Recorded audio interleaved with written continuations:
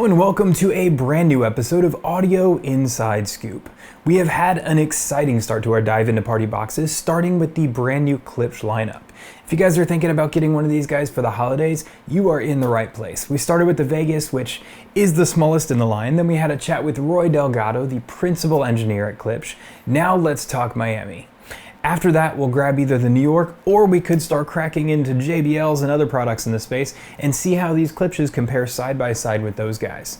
Leave me a comment below and let me know what you think and what you guys would like to see first. Now, as for this guy, let's first and foremost go ahead and pull it out of the box so we can get first eyes on the product and see what we're working with. Let's go.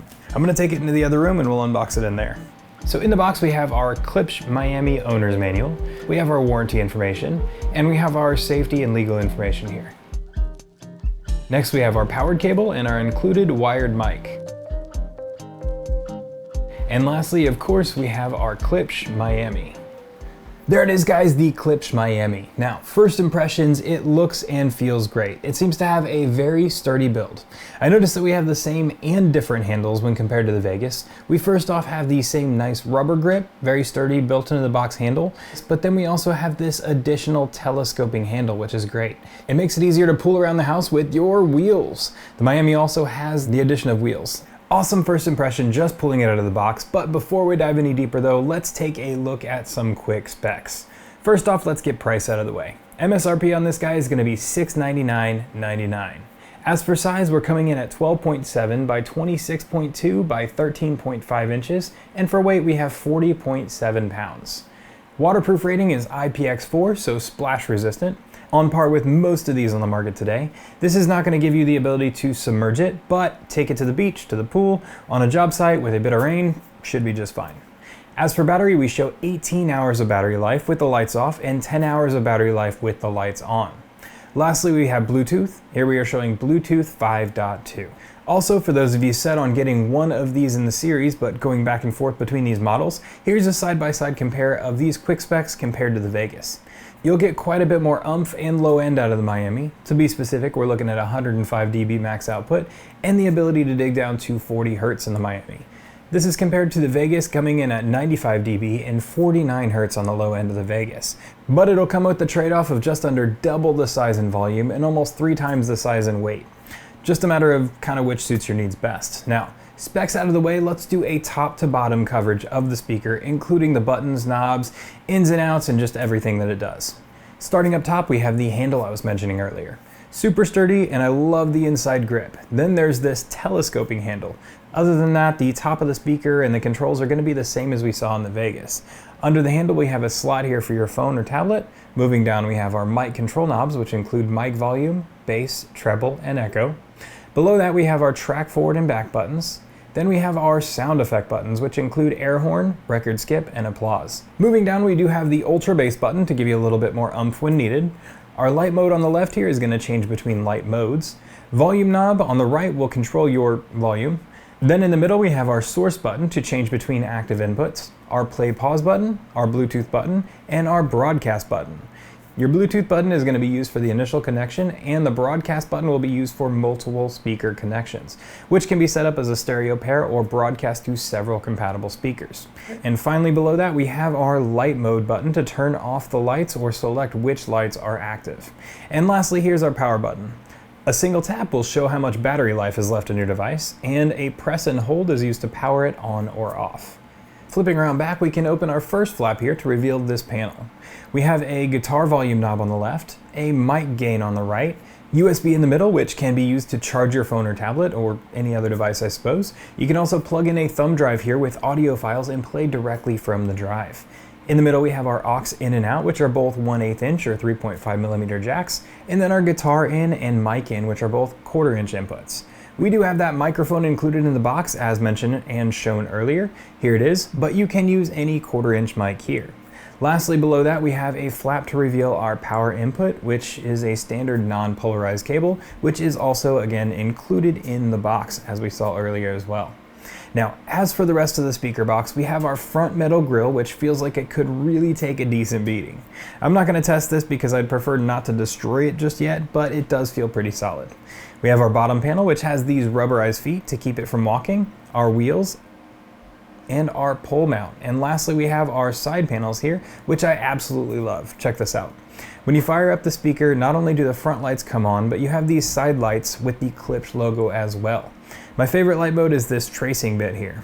Additionally, on the side here, we have some rubber feet, so you can have the speaker upright or you can lay it down on its side without damaging the side of the speaker. Now, that was a lot, and I think I covered everything. Let me know in the comments if I missed anything, or if you have any very specific questions, I'd be happy to answer. As for apps and such, we do have the Klipsch Connect app here, which can be used to control your inputs, play your sound effects, adjust your EQ, which we have several presets, or you can choose custom and manually adjust the 3 bands. Below that, we have our lighting controls, where you can select if you want just the front light on, just the side light on, or both on, or neither on. Then we have the different lighting modes you can select from. Then below that, you can customize those modes even further. If you choose multicolor, your lights will switch between all of the colors. If you select custom, you can customize the colors just to select your favorites. A little lower, we have our speaker pairing button, which is going to allow us to connect to multiple speakers together in either a stereo pair mode or an all-channel stereo mode. Lastly, we have our track buttons, play pause button, and at the bottom we have our volume control.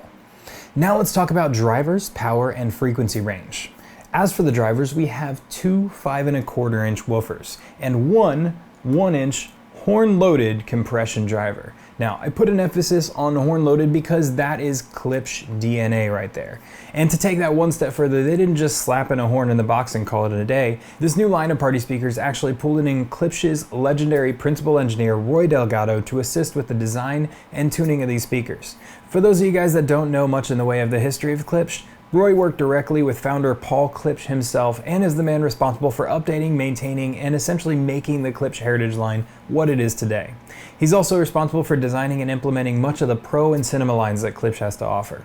He's also a really great dude. I was actually able to pull him in for an interview about these party speakers last episode, so if you haven't seen that yet, make sure you check it out. Now, I say all of that to say this. This series is Klipsch through and through, and after the aforementioned interview with Roy, I'm even more confident of that.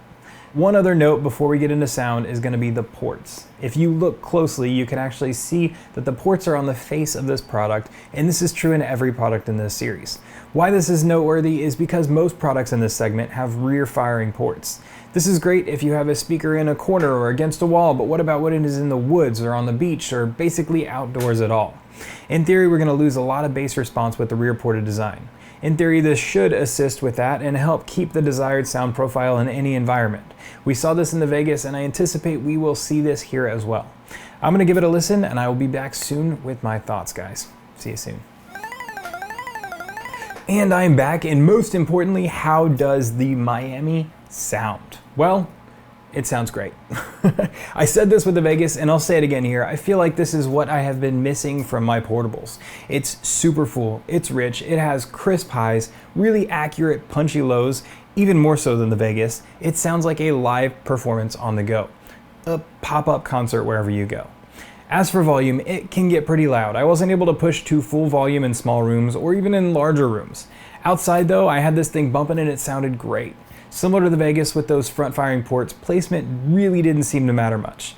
When we toss it in a corner, we do see a mild boost in low frequencies, as you would with corner loading any speaker, but it wasn't necessary. I was getting everything that I needed out of the middle of the room placement, or even outside placement. To take this even further, I picked up some stands, which you can see here. This pulls it from the wall and off the ground, meaning you're only hearing the speaker itself, not the reflections, and again, no matter what I threw at it, it still sounded great. As for real-world listening scenarios though, I would say that the best sound from the Miami comes in roughly the 70 to 90% listening range. This is where you're really getting that bass bumping. It's where you're really getting those drivers thumping, where you're feeling it in your chest, you're filling the room with the audio, or you're filling the outside with the audio, and just getting all great immersive sound. Similar to the Vegas 2, I was impressed with the low volume listening as well. While these are primarily designed to fuel the party, it is awesome that when everybody leaves the party and goes home, you can still take it back inside in a room and listen to the same speaker while relaxing in bed or on the couch. As always in these listenings, I did listen at stock EQ, and honestly I didn't really feel the need to alter that at all. I did try out the bass boost button though, and it is a nice subtle boost. Not really overwhelming, but perfect for when you need just that little bit of extra for a specific song or something. If you need that little bit extra to be a little bit more permanent though, you can dive into the settings on the EQ in the app and adjust that to suit your needs. One note that I had on the Vegas video, and that is true to this one as well, is the horn. It is a rectangular horn, so this changes dispersion patterns if you were to put it on its side. While it has the feet on its side, I would recommend having it upright for a wider dispersion. We had a bit longer of a discussion on this when I chatted with Rory last episode, so if you're interested, definitely check that out. But in short, while there will definitely be some scenarios where it would be more convenient to have it on its side, keep it upright and you'll get a wider dispersion pattern for a more enjoyable listening experience for everyone involved. Next, you guys seem to love the four-wheeler test, so I went ahead and I took it for a ride as well, and honestly it went super well, aside from it being incredibly cold outside. I did have it on its side here because, well, I'm the only one listening, so being able to see over the speaker is slightly more important than having a wide dispersion. Toe straps here really crank it down to make sure it doesn't go anywhere, and man, like the Vegas, we still have full speed capabilities while still rocking out and enjoying our music. Okay, so Synopsis. The Miami does not at all disappoint in the slightest. It's pretty much exactly what we were expecting in the best possible way. We see all of the characteristics that we loved in the Vegas taken to the next level. More power, more output, more low-end capabilities, just overall more awesome packed into this box. Now, I do need you guys' help. What should I do next? I have plans to check out the New York. I have plans to check out the JBL Encore, the Stage 320, as well as some other big name party boxes, but I want to know what you guys want to see first. Leave me a comment below and let me know if you want to see the New York next, or if you want to see some of the competition thrown head to head against the Klipsch boxes, or something else entirely. Let me know what you think. Also, make sure you hit that like and subscribe button below to be the first to know when all of this new content releases. Until then though, thank you guys so much for watching, and we'll see you again soon for another brand new episode of Audio Inside Scoop.